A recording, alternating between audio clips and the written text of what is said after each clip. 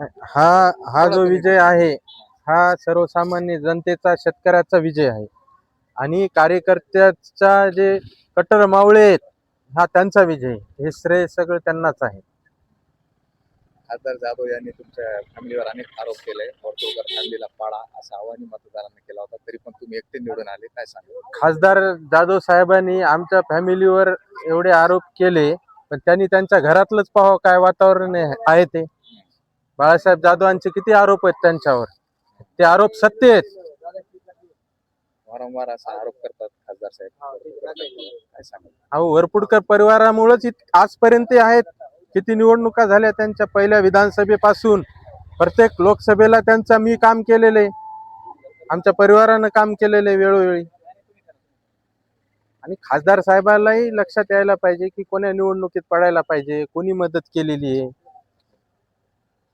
आणि हा त्यांनी जो उमेदवार दिला ते महाविकास आघाडीचं आता विधानसभेला कोणाचं काम केलं त्यांनी? नव्हताच ना तो.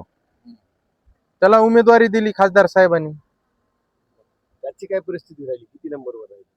मी आणखीन मला काही अद्यापर्यंत माहिती नाही आहे काय परिस्थिती आहे काय नाही, पण खासदार साहेबांना एवढी ताकद लावली कितीतरी सभा घेतल्या तिथं माझ्या विरोधामध्ये, ठाण मांडून होते तिथं, ठाण मांडून प्रत्येक बूथवर.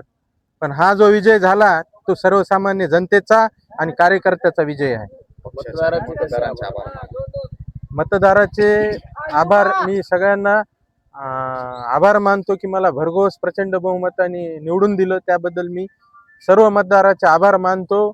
आणि आमचे जे नेते आहेत, आमदार बाबाजानी दुराणी साहेब, माजी आमदार सुरेशदादा देशमुख, रेंगे पाटील साहेब, नदीमजी इनामदार, भगवानरावजी वाघमारे, हे सर्व नेते जिल्ह्यातले, अभिजित भैया देशमुख, अमित भैया देशमुख, हे सगळ्यांचे मी सहकार्यानं आशीर्वादानं आज मी इथपर्यंत आलेलो आहोत.